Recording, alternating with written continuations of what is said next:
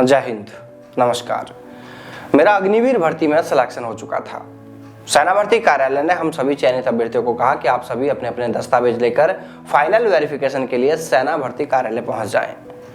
अग्निवीर भर्ती में चयन होने पर मैं बहुत खुश था, घर वाले भी बहुत खुश थे और मैं भी खुशी खुशी अपने सभी दस्तावेज लेकर सेना भर्ती कार्यालय पहुंच गया। और जब वहां पर दस्तावेजों की जांच हुई तो सेना के अधिकारियों ने कहा कि बच्चे, इसमें आपके पिताजी की फोटो नहीं है और वो फोटो आप लेकर आ जाइए। जिस पर मैंने पिताजी को फ़ोन किया और कहा कि पापा, मेरा अग्निवीर में सिलेक्शन हो गया है, इस वक्त मुझे आपके एक फ़ोटो की बहुत ज़रूरत है, नहीं तो पापा मेरी सारी मेहनत बेकार चली जाएगी, मुझे भर्ती से बाहर कर दिया जाएगा। जिस पर पिता ने जो उस वक्त कहा, दोस्तों, वो शब्द मुझे आज भी परेशान कर रहे हैं। पिता ने कहा कि तू मेरे लिए मर चुका है, मुझे तुझसे कोई मतलब नहीं है। यह सुनकर मुझे बहुत दुख हुआ। मैंने कहा, पापा, हम 6 महीने के लिए फिर ट्रेनिंग पर चले जाएंगे, आप एक बार हमसे मिलने तो आ जाइए। उन्होंने फिर वही बात दोहराई। उन्होंने कहा, मैंने कहा ना कि तू मेरे लिए मर चुका है, मुझे तुझसे कोई बात नहीं करनी है। दोस्तों, आखिर कौन है वो अग्निवीर जिसकी यह कहानी आज हम आपको बता रहे हैं? देखिए दोस्तों, जो कहानी हम आपको बता रहे हैं यह न सिर्फ आपको मोटिवेट करने वाली है, बल्कि अगर आपको भी लगता है कि आप भी अब हिम्मत हारने लगे हैं, आपको भी लगता है कि अब कुछ नहीं हो पाएगा, तो दोस्तों आज यह कहानी अग्निवीर की संघर्षों से भरी सफलता की कहानी आपको भी बड़ी ताकत देगी, आप में भी सफलता पाने के लिए जोश भर देगी।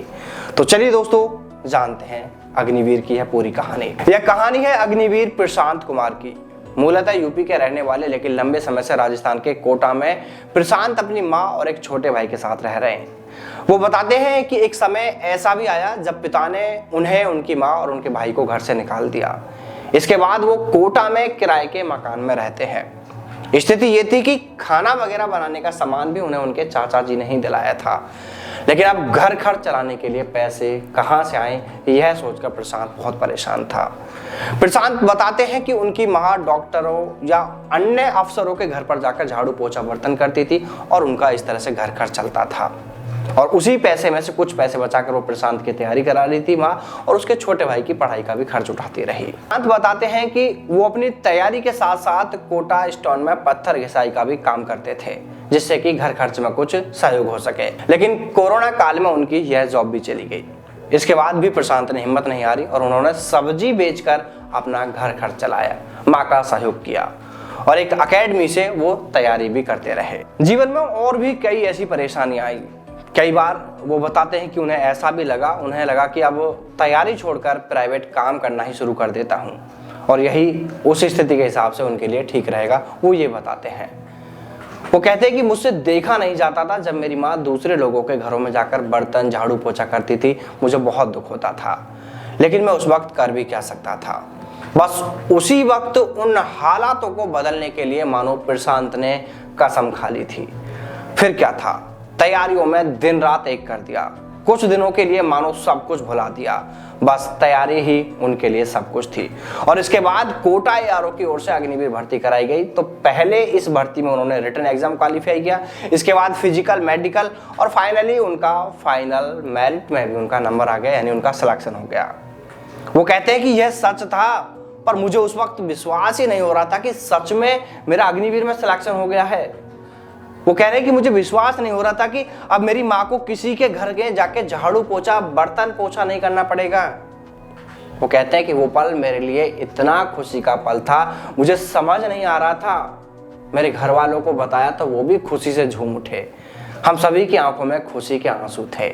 माँ ने कहा, वाह मेरे बेटा, वाह मेरे लाल, तूने आज वो कर दिखाया बेटा, तूने आज एक बेटा होने का फर्ज खूब निभाया।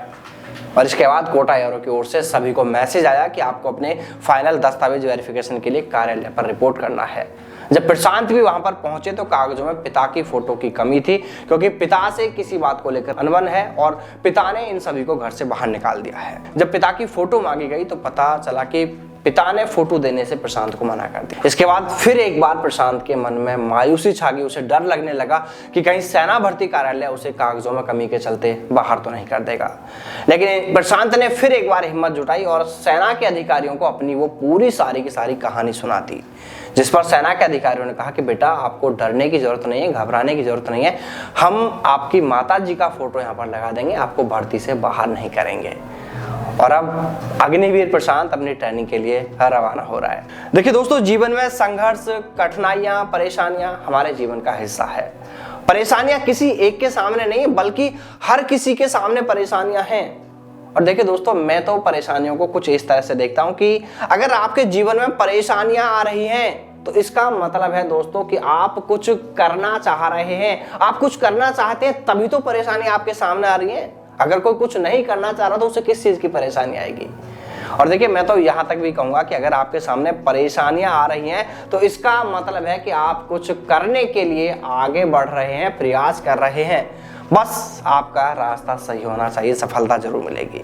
इसलिए दोस्तों, मैं फिर कहता हूं कि हिम्मत नहीं हारनी है, हौसला नहीं तोड़ना है, सफलता खुद ब खुद चलकर आपके पास आएगी। बस आपको थक कर नहीं बैठना है। और दोस्तों, वीडियो अच्छा लगा हो तो वीडियो को लाइक कर दीजिएगा, शेयर कर दीजिएगा, और चैनल को अगर अभी तक भी सब्सक्राइब नहीं किया है तो चैनल को सब्सक्राइब कर लीजिएगा, और साथ ही घंटे के निशान को दबाकर ऑल नोटिफिकेशन ऑन कर लीजिएगा, ताकि दोस्तों सेना व सेना भर्ती से जुड़ी तमाम खबरों की तमाम लेटेस्ट अपडेट आप तक सबसे पहले यूं ही पहुंचती रहे। जय हिंद, जय भारत, वंदे मातरम।